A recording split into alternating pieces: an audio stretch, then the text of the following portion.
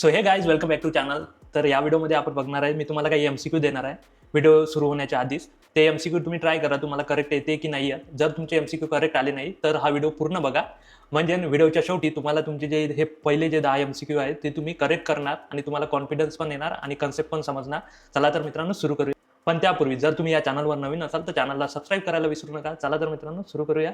तर तुमचा पहिला MCQ तुम्ही स्क्रीनवर बघू शकता. WT डॅश मारुत किंवा MARUT स्टँड्स फॉर.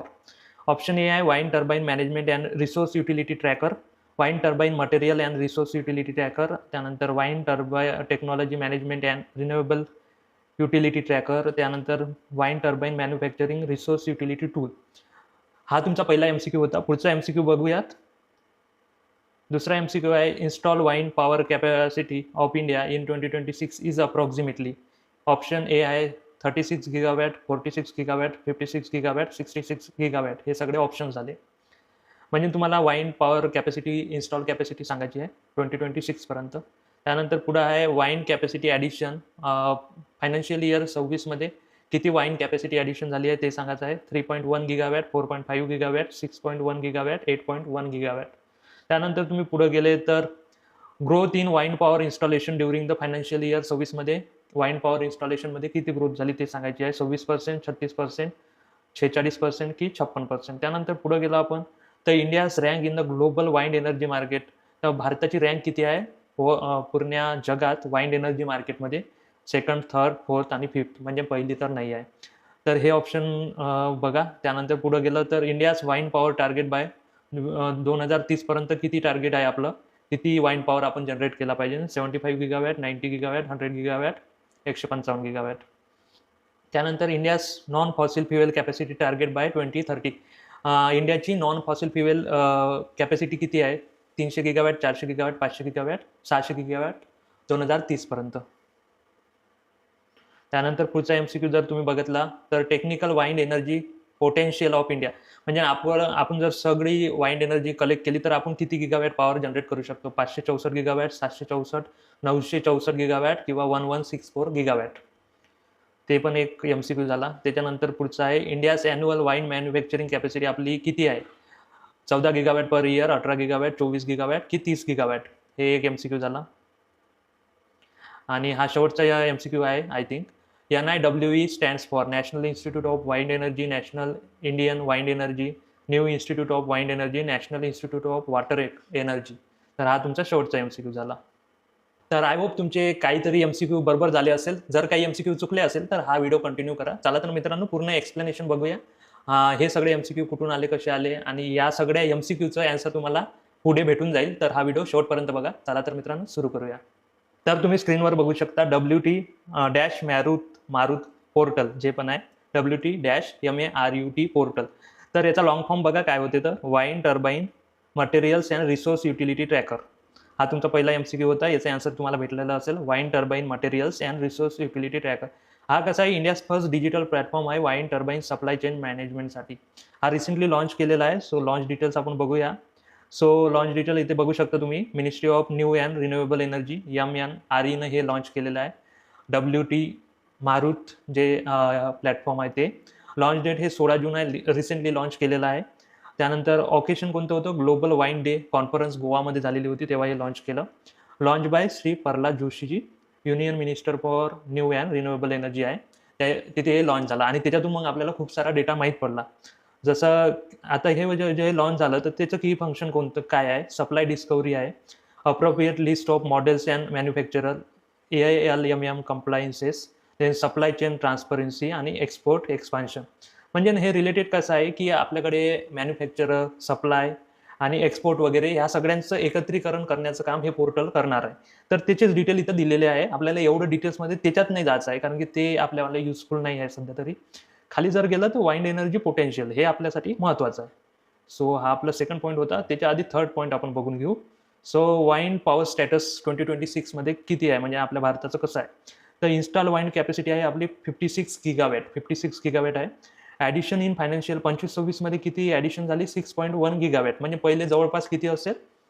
50 गिगावॅट होतं 24-25च्या फायनान्शियल इयरमध्ये, आणि 25-26 मध्ये 6.1 वाढलं म्हणजे 56 झालं. 6 त्याच्यात वाढले तर आधी 50 असेल. प्रिव्हियस इयर 46% ग्रोथ झाली, म्हणजे मागच्या इयरपासून ह्या इयरमध्ये 46% ग्रोथ इन्क्रीमेंट आहे. ग्लोबल रँकिंग बघा, 4th लार्जेस्ट वाईन मार्केट आहे आपलं India, 4th largest wine market. त्यानंतर चौथा पॉईंट बघा, फॅक्टर टार्गेट्स. आपले फॅक्टर नाही, फ्युचर टार्गेट काय आहे आपले. तर फ्युचर टार्गेट बघा, 2030 पर्यंत आपल्याला 100 गिगावॅट पॉवर जनरेट करायचा आहे वाईन टर्बाईनपासून किंवा वाईन एनर्जीपासून. आणि 2035 पर्यंत 155 गिगावॅट, म्हणजे ना आपण जवळपास 56 वर आहे, तर आपल्याला 30 पर्यंत डबल करायचं आहे आणि 35 पर्यंत आणखी 50, म्हणजे 50-50 वाढवायचं आहे. त्यानंतर आता पाचवा पॉईंट बघूयात. पाचवा पॉईंट काय आहे, वाईंड एनर्जी पोटेन्शियल. आपल्या इथं म्हणजे आपल्याकडे किती पोटेन्शियल आहे. So technical wine potential of India आपण 1164 गिगावॅट एवढं जनरेट करू शकतो, जर आपण सगळ्याकडे विंड मिल लावून घेतल्या तर. ऑल ओव्हर इंडिया जिथं जिथं पॉसिबल आहे तिथं तिथं लावून घेतलं तर जवळपास 1000 पकडा किंवा 1164 एक्झॅक्ट व्हॅल्यू आहे गिगावॅट. तर आपलावाला किती आहे आता, 56 गिगावॅट चालू आहे. तर असे आपल्याला 35 पर्यंत आपण किती 155 पर्यंत जाईल, तर असं वाढवत वाढवत आपण 1164 पर्यंत जाऊ शकतो अकॉर्डिंगली दिस डेटा. आपण फक्त 5%, बरोबर आहे ना. 1164चा 10% किती होते, 116, आणि त्याचं 5% किती होते, जवळपास 56 किंवा 58, बरोबर. सो तेवढंच आहे. सो लेस दॅन 5% आहे, 58 होते ना. 116 म्हणजे 58 झालं. 58 नाही आहे आपलं, 56 आहे. सो लेस दॅन 5% आपलं सध्या आपण बनवलं आहे. टोटल आपल्याला सपोज 1000 पकडा, राऊंड फिगर 1000 आहे, त्याच्यातलं फक्त आपण 50 बनवलेलं आहे. 50 युनिट आपण काढत आहे. आपल्याकडे 1000 युनिट आपण काढू शकतो जर आपण सगळीकडे वाईन एनर्जी लावली तर. 6वं बघा, मॅन्युफॅक्चरिंग कॅपेबिलिटी बघा आपल्या इंडियाची. आपण नेसेल्स बनवू शकतो, ब्लेड्स, गिअर बॉक्सेस, टावर्स. तर हे मॅन्युफॅक्चरिंग आपल्या इंडियामध्ये होत आहे. म्हणजे वाईन टर्बाईनच्या रिलेटेड एवढ्या साऱ्या गोष्टी आपण मॅन्युफॅक्चर करत आहे, आणि एवढी आपली 24 गिगावॅट पर इयर आपण ॲडिशन करू शकतो. हे सगळं बनवू शकतो आणि एवढा पॉवर जनरेट करू शकतो, एवढी आपली क्षमता आहे मॅन्युफॅक्चरिंग करायची. त्यानंतर नेक्स्ट पॉईंट बघूया, 7th. एक्सपोर्टमध्ये आपण कसं केलं. सो वाईन टर्बाईनच्या रिलेटेड किंवा त्याचे कंपोनंट्स आहे, तर आपण 12,000 करोड चे कंपोनंट एक्सपोर्ट केले आणि तेवढा नफा भेटला, तेवढे पैशाचं आपण एक्सपोर्ट केले आणि आपल्या जवळपास 50% इन्क्रीमेंट झालं. प्रिव्हियस इयरपेक्षा 50% आपण जास्त केलं. म्हणजे प्रिव्हियस इयरला आपण 50 रुपयाचं काहीतरी देत होतो, तर त्याचं 50% म्हणजे ना आपण 75% आता देत आहे. म्हणजे 50% आपण 75 आपण देत आहे, म्हणजे 50% इन्क्रीमेंट झालेला आहे.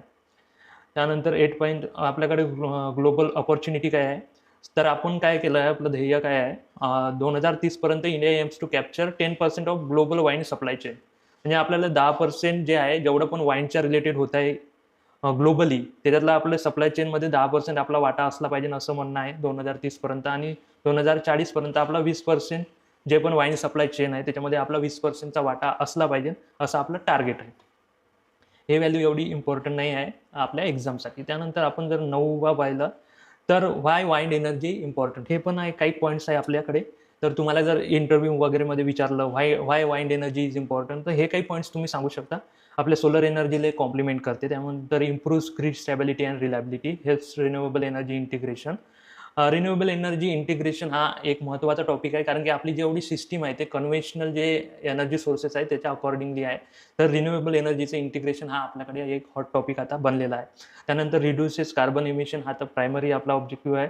सपोर्ट्स इंडियाज एनर्जी ट्रान्झिशन, आपली एनर्जी कसं कन्व्हेन्शनल टू रिन्युएबलमध्ये ट्रान्सफर होत आहे, तर त्याच्यासाठी हे सपोर्ट करणार वाइंड एनर्जी. आणि हे helps achieve net zero carbon emission by 2070. हा जर तुम्ही पॉईंट मानला इंटरव्ह्यू वगैरे मध्ये, तर असं वाटेल की नॉलेज आहे मुलाला. सो हे सगळे पॉईंट होते Y wind energy is important.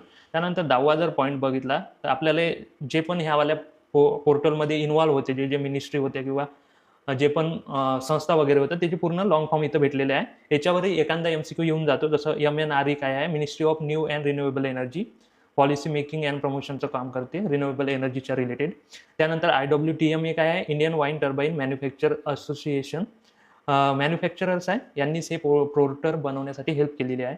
CE काय आहे, सेंट्रल इलेक्ट्रिसिटी ऑथॉरिटी आहे.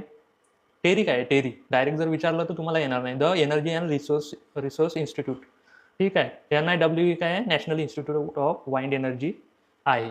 तर हे ऑर्गनायझेशनचे शॉर्ट फॉर्म पण तुम्हाला माहीत पाहिजे, एखादा MCQ इथून बनवू शकतो. त्यानंतर आणखी काही MCQ आहे, जसं WT-MARUT. WT मारुतचा लॉंग फॉर्म काय आहे, wind turbine materials and resource utility tracker. MNRE झाला, IWTMA झाला. ALMM काय आहे? Approved list of models and manufacturers. FY28 financial year होते. गिगावॅट म्हणजे किती होते? 1000 मेगावॅट. 1 मेगावॅट किती होते? 1000 kilowatt. Central electricity authority CE, TERI झाला, NIWE झाला, national institute of wind energy, आणि R&D म्हणजे होते research and development. So one लाईनमध्ये जर समअप करायचं असेल तर WTMA RUT wind turbine material and resource utility tracker is the India's first जेव्हा असते तेव्हा हा MCQ येण्याचे चान्सेस जास्त राहतात. Wind turbine supply chain management portal launch by ministry of new and renewable energy MNRE on 16 June 2026 to strengthen the domestic manufacturing, improve transparency and boost the exports, help to achieve India's wind energy target. तर हे त्याचं एका लाईनमध्ये झालं. आणि बस जर तुम्हाला म्हटलं WTMA RUT पोर्टल कशासाठी लॉन्च केलं आहे, तर वाइंड टर्बाईन सप्लाय चेन मॅनेजमेंटसाठी लॉन्च केलेलं आहे. हे तुम्ही मार्क करू शकता. आता तुम्ही या व्हिडिओच्या स्टार्टिंगला पुन्हा जा आणि एक वेळेस ते MCQ पुन्हा लावायचे प्रयत्न करा. तुम्हाला नक्कीच हे MCQ येणार आहे आता. आणि आय होप तुम्हाला हा व्हिडिओ आवडलेला असेल आणि हा कॉन्सेप्ट आवडला असेल शिकवण्याचा. जर तुम्ही या चॅनलवर नवीन असाल तर चॅनलला सबस्क्राईब करायला विसरू नका. भेटूया नेक्स्ट व्हिडिओमध्ये. तेव्हापर्यंत जय हिंद, जय महाराष्ट्र.